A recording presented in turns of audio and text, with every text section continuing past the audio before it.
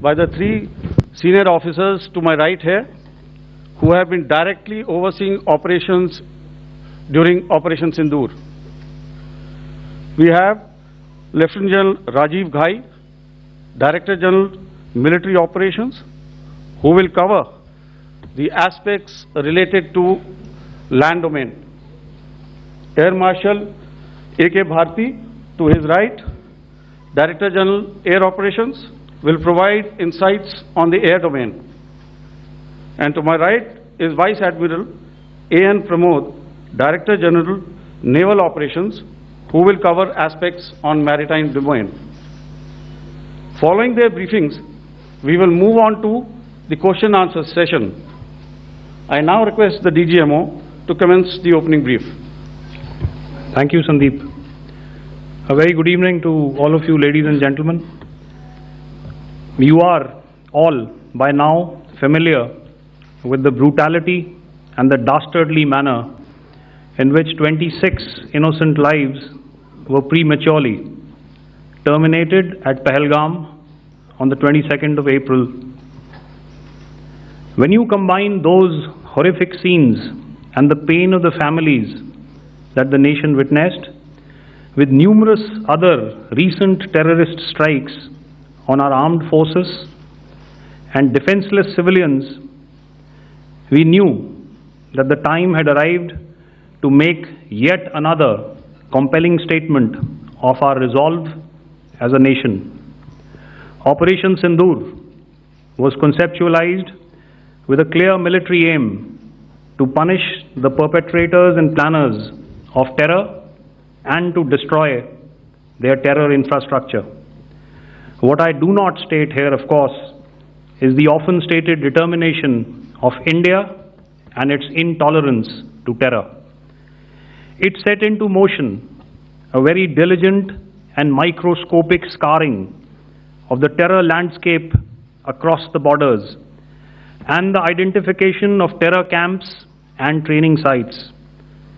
The locations that emerged were numerous, but as we deliberated more, we realized that some of these terror hubs were now bereft of any presence and had preemptively been vacated, fearing retribution from us. There was also a term of reference and our own binding, self-imposed restriction to target only terrorists and thus prevent collateral damage. There were 9 camps that you are now all familiar with, which were confirmed by our various intelligence agencies to be inhabited. Some of these were in POJK, while there were others that were located in the Punjab province in Pakistan.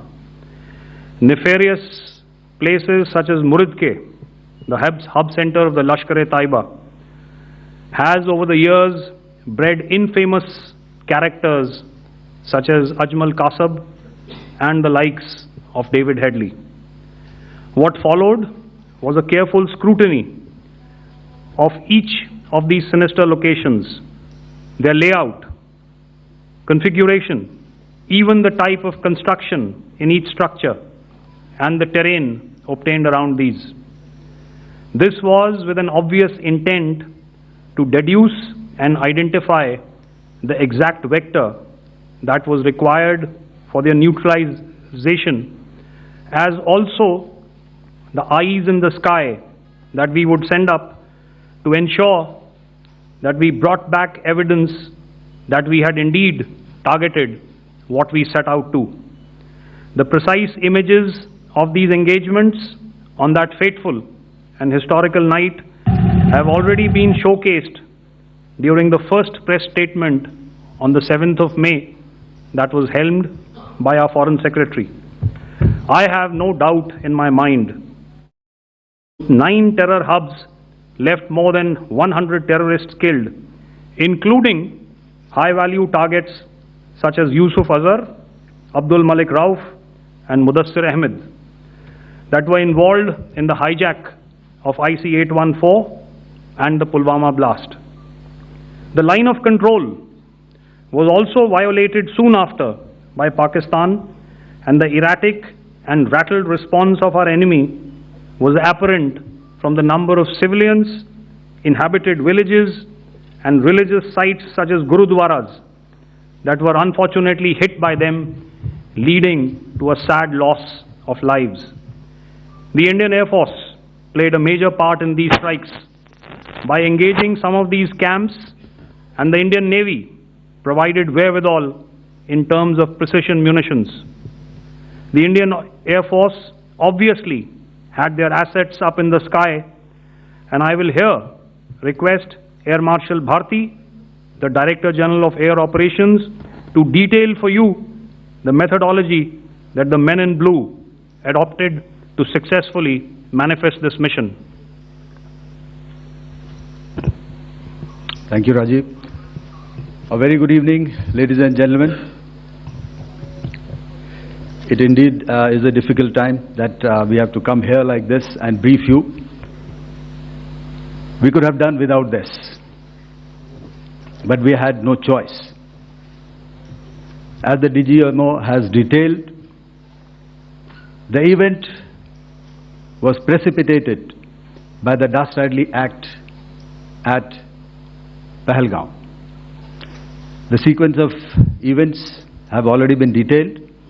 We carefully selected the targets, and out of the 9 selected targets, the target systems that were given to the Indian Air Force were the notorious training camps at Bhavalpur and Muridke, these being further from the international boundary. Through critical target system analysis, we analyzed what was to be done to annihilate these targets and plan to engage these targets with precision air-to-surface guided munitions so as to avoid collateral damage. The modalities of planning process I will not go through at this instant. However, what I would like to show you is the results that we achieved through our targeted air strikes. Could I have the second slide, please?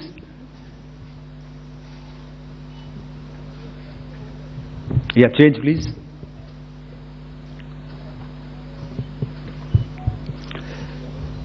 Okay. This is what the terror infra at Muridke looks like. If you see, north is as indicated, and to the right is east, where the international boundary lies. Could we have the next slide, please?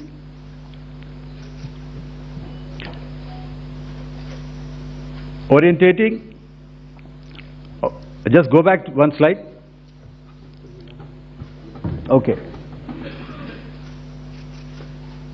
Please have a look at this red building, the series of buildings out here, and this empty ground. Next. If you relate, the empty ground is here, and you see this is the first weapon that is impacting. This is the impact point number 1 on Muridke training camp with our precision guided weapons on early morning 7th. Next, please. Keep your eyes glued for the second weapon coming in and the second impact on the selected target point. Next slide, please.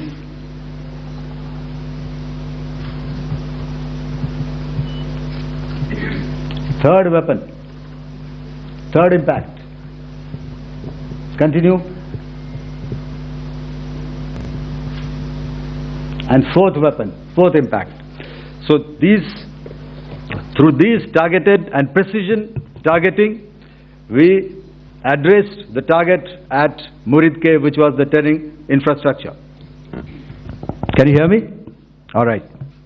Okay, I'll come closer to the mic.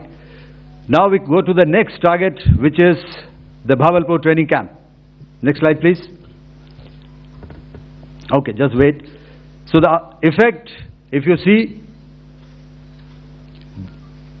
the impact point, if I can point out, this is the impact point. The ammunition has gone through the roof and it has created a blast inside, the photographs of which you would have, all of you would have seen. And the red building, after that there was this double-story building. It has been completely decimated by our precision targeting. Next, please. The target system which was in the north, a series of buildings. I will show you how it looked. Next. Completely destroyed by our precision targeting. Next.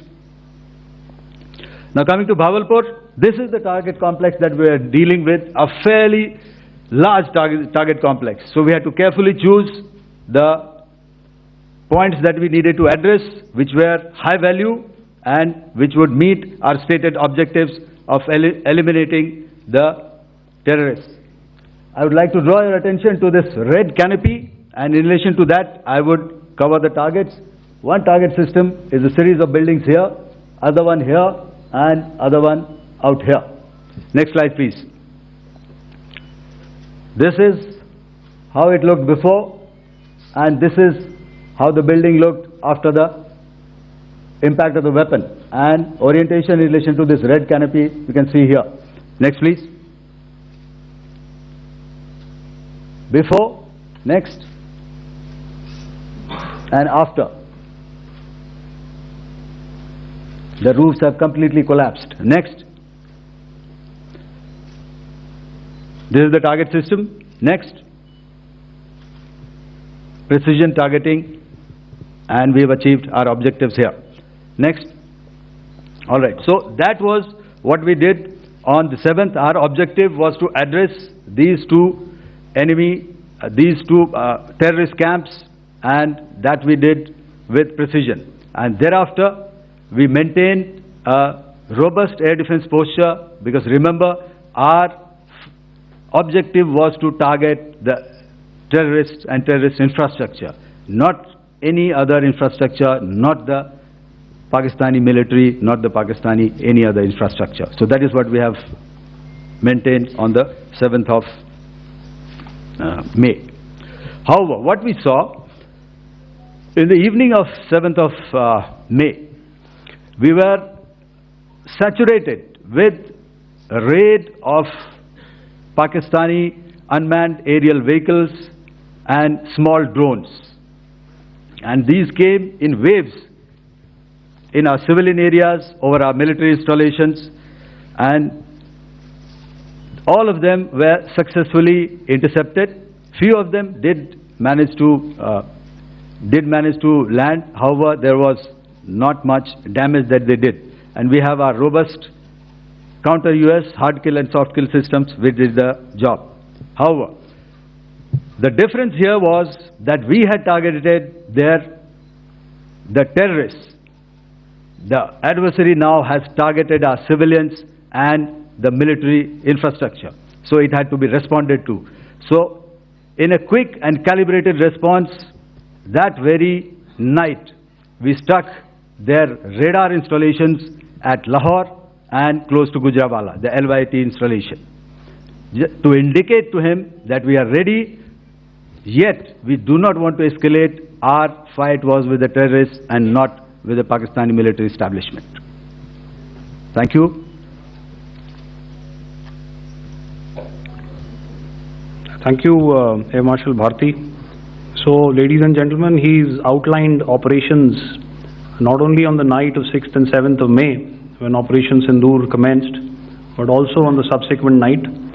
Being well aware and familiar with the congenital and impulsive nature of our adversary, and even though we did attempt to reach out and communicate our compulsions to strike at the heart of terror to my counterpart in the immediate wake of Operation Sindoor, the request was brusquely turned down, with an intimation that a severe response was inevitable and in the offing. We were, of course, prepared. Operations on the 7th and the 8th, Air Marshal Bharti spoken about. On the night of 8th and 9th of May, they flew drones and aircrafts into our airspace all across the borders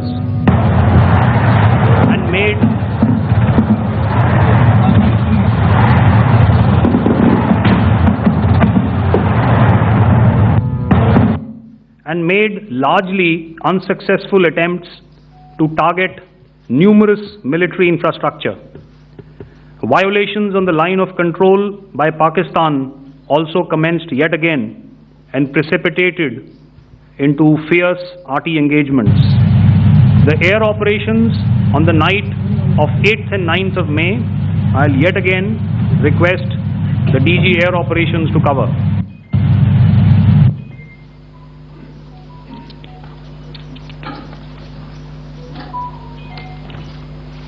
So I just covered what happened on the night of 7th and 8th.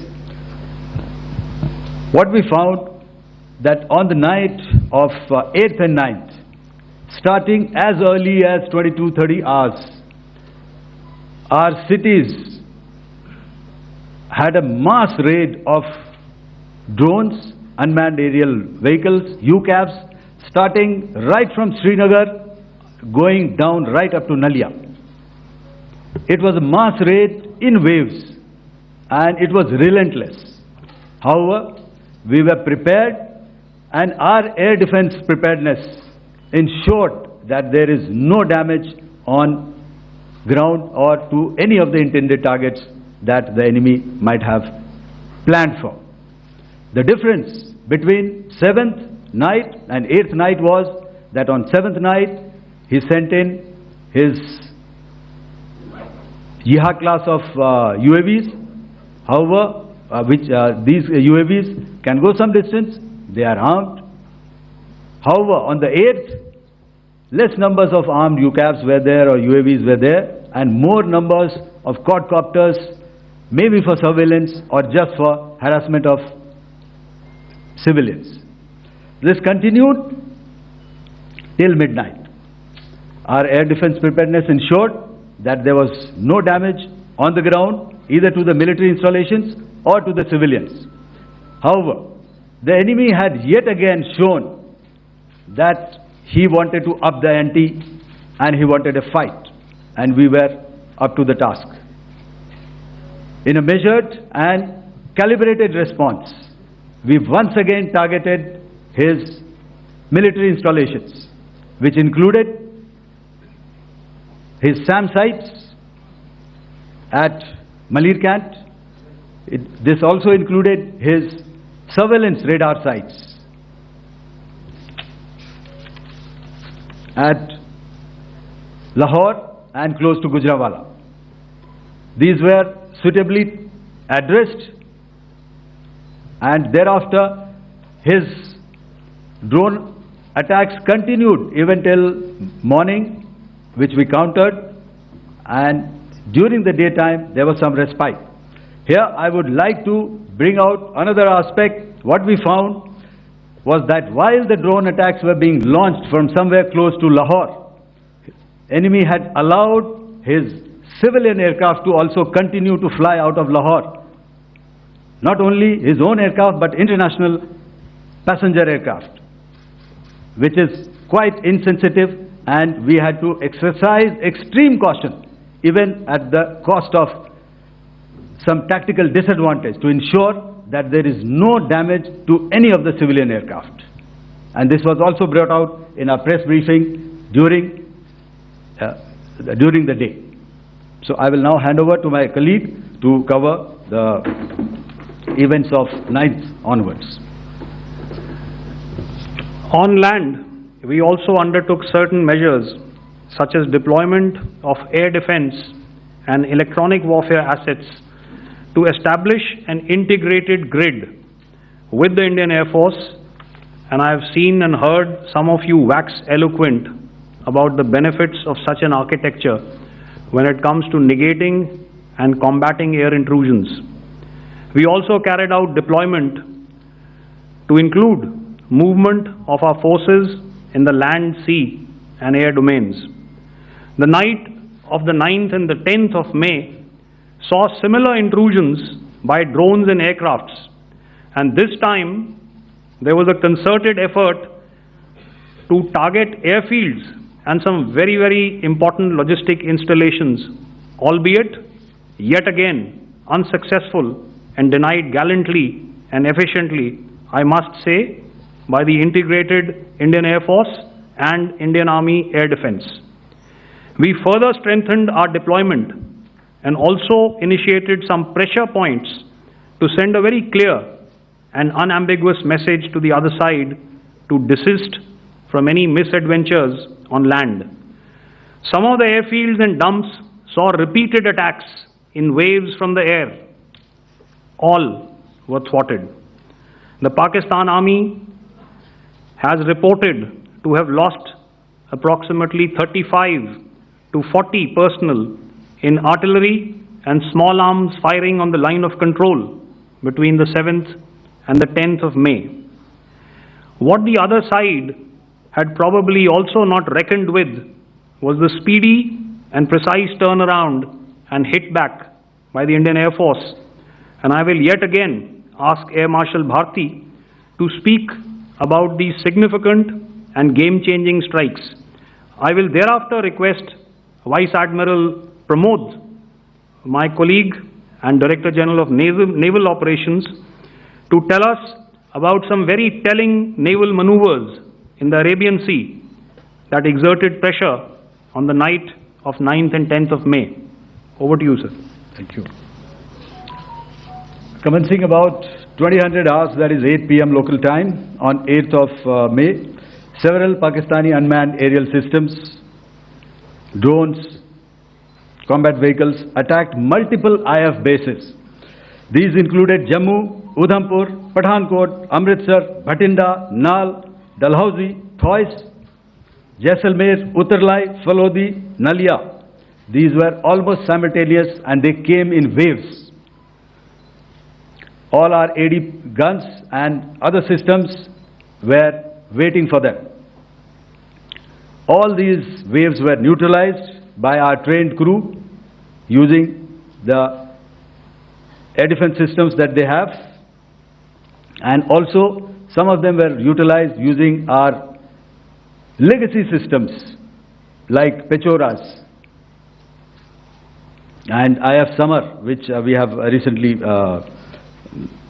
acquired, and some were neutralized by the Garud snipers. There was no damage on ground from these incursions and these mass raids, if I could call them, from the Pakistani side. However, following these relentless attacks on our air bases, on our forward positions and on our civilian targets, this was time to convey some message to our adversaries. And therefore, a decision was taken to strike where it would hurt. And towards that, in a swift, coordinated, calibrated attack, we struck his air bases, command centers, military infrastructure, air defense systems across the entire Western Front. The bases we struck include Chaklala, Rafiki, and mind you, Chaklala is Islamabad. Rahim Yar Khan, Sakar, sending a clear message that aggression will not be tolerated. This was followed by strikes at Sargoda, Bholari, Jacobabad. We also struck the C2 centers at Murid, the UAE complex at Murid, Rafiki, radar at Chunia, which I will show you, Rahim Yar Khan airfield, and the unmanned combat aerial vehicle hangar at Sakar. I would like to reiterate here that we have the capability to target every system at these bases and more. However, it was only a measured response to instill good wisdom to our adversary to refrain from further escalation. IF's response was directed only at military installations, avoiding civilian and collateral damage. I would now like to show you some of the effects that have been achieved as a result of our air operation.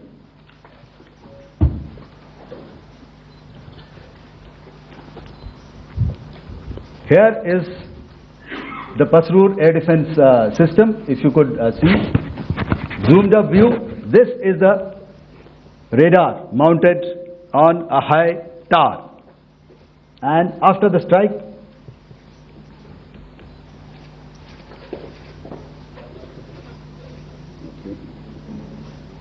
let me manage.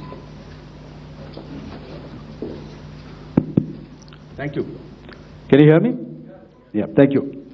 And after the strike, this is what has happened. This radar has been taken out, completely burnt. Next slide, please. The Chunia air defense radar, which was taken out on 7th and 8th.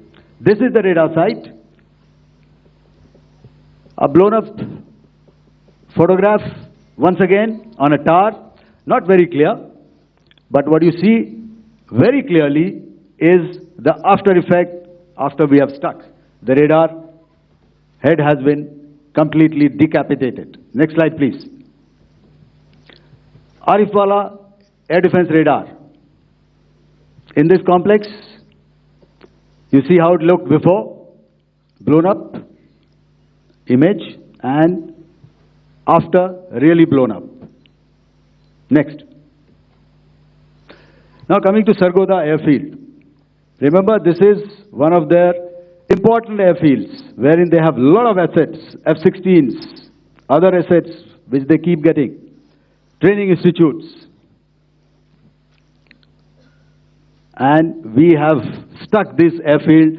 It is not, if you zoom in here, then one impact point here on the runway and second impact point of our weapon, precision weapon on the runway. And if you see this blown up, repairing going on. Same here. Next. Rahimyar Khan. This is the area we have struck. A deep strike out here and one complex here. So this is how it looked before, and same, you see a big crater, another crater here, and this complex after strike neutralized. Next. Chaklala airfield, Noor Khan, once again a major air base, a lot of their logistic assets out here. This was the chosen complex that we intended to strike and convey a message. Next slide, please. This is how it looked before, and this is how it looked after our strike. Next. Sakar. We chose the radar site at Sakar. This is the radar site, and after it was struck, this is the aftermath, completely burnt out. Next, please. Aircraft shelter. This is how it looked before the strike, and this is how it looked after the strike. The roof of the buildings completely caved in and burnt. Next.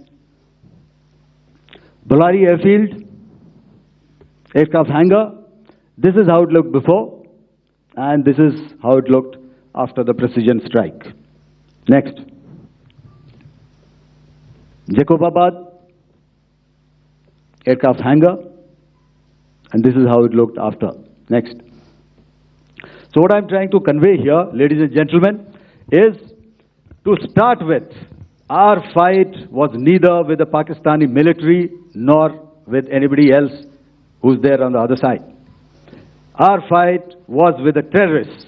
We neutralized the terrorists that we selected to be neutralized, and thereafter we only maintained the air defense posture. However, we were relentlessly pounded by waves after waves, night after night, by his UCAVs, by his drones, and by his other unmanned aerial systems. And that left us with no choice but to retaliate, and yet our retaliation was calibrated, it was graduated, and it was proportionate. Thank you.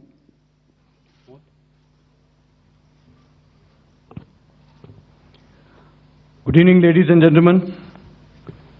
In the aftermath of the cowardly attacks on innocent tourists at Pahalgam in Jammu and Kashmir by Pakistani-sponsored terrorists on 22nd April, the Indian Navy's Carrier Battle Group, surface forces, submarines and aviation assets were immediately deployed at sea with full combat readiness in concert with the joint operation plan of the Indian Defence Forces.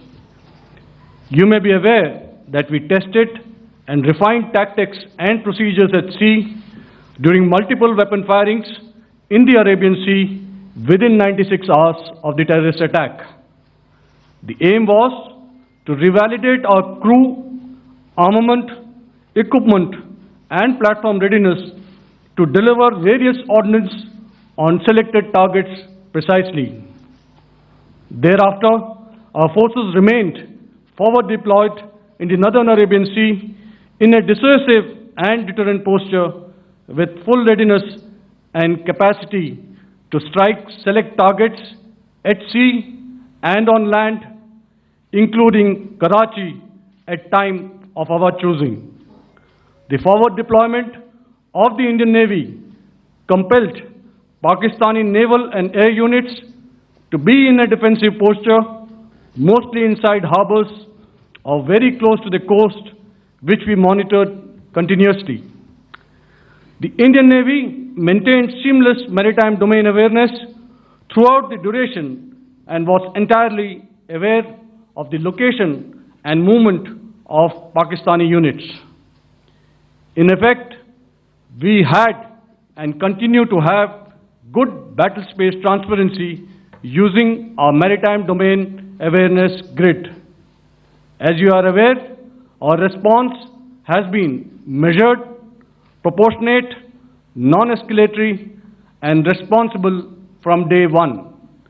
Accordingly, the calibrated approach considered all options, including the ability of the Indian Navy for offensive action from and at sea. As part of this escalation control mechanism, the application of force by the Navy was planned in a synchronized manner in coordination with the Army and Air Force, the highlight being teams from the three services working closely in an integrated manner. Along with the kinetic actions by the Indian Army and Indian Air Force, the overwhelming operational edge of Indian Navy at sea contributed towards Pakistan's urgent request for a ceasefire yesterday. As we speak, Indian Navy remains deployed at sea in a credible deterrent posture to respond decisively to any inimical action by Pakistan or Pakistan-based terrorists. Thank you. Samno Varna, Jai Hind. Now I'll hand over to Director General Military Operations for further proceedings.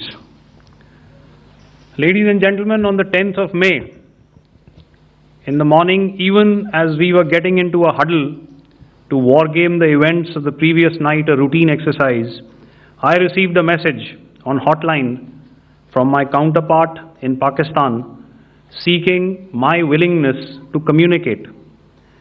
Since our initial aim was to strike at terror camps, and all our actions in the subsequent days were in response to the intrusions and violations by the Pakistan Air Force and its army, it was decided that I would indeed speak with my counterpart.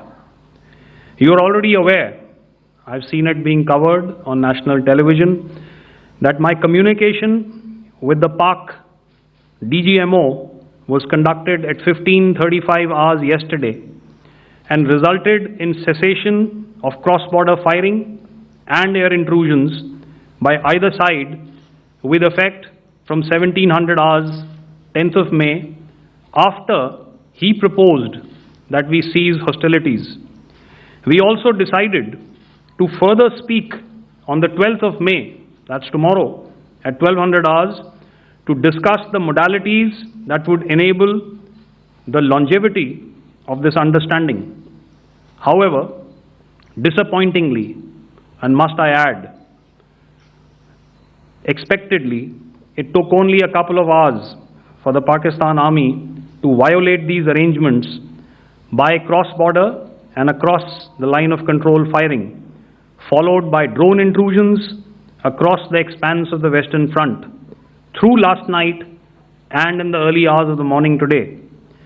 These violations were responded to robustly and dealt with as they must be.